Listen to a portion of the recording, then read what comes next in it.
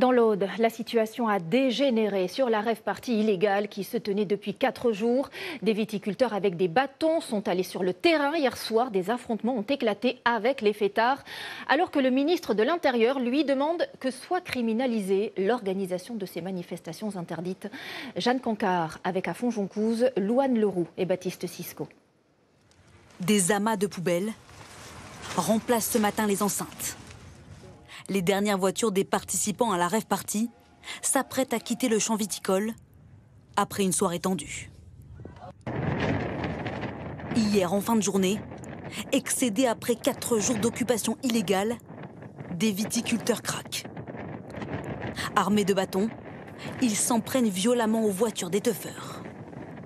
Ils vont jusqu'à utiliser un tracteur, comme ici sur cette image, pour pousser des véhicules et les retourner. Au milieu, des 200 forces de l'ordre présentes.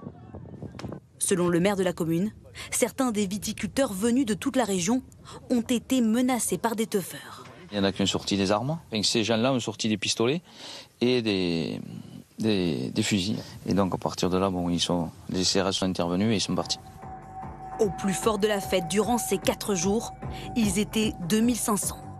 Rassemblés sur ses propriétés privées, au milieu des vignes calcinées par le plus gros incendie de l'été.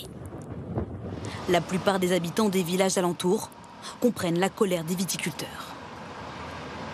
C'est scandaleux. Je comprends pas, moi, que personne ne bouge et on laisse faire. Les gars, ils ont fait leur fête, ils vont partir et puis voilà, l'histoire est finie. Après, je les comprends d'un côté, mais bon, j'étais allé casser les voitures et je trouve que ça part un peu trop loin. Il aurait fallu les évacuer depuis le départ. Et on comprend les agriculteurs qui font ça.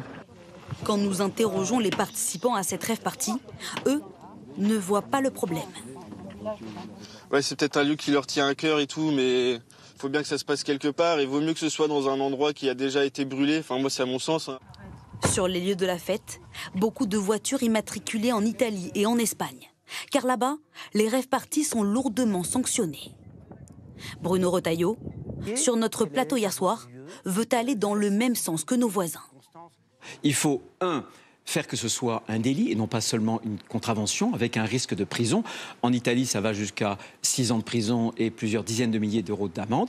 Les organisateurs de cette fête, eux, encourent 7 500 € d'amende et 6 mois de prison. 800 participants ont été verbalisés à ce stade. Ils ont dû payer 135 €.